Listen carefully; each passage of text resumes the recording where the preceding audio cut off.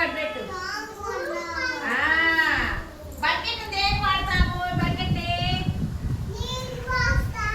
Very good. మగ్గుతో ఏం చేస్తాము?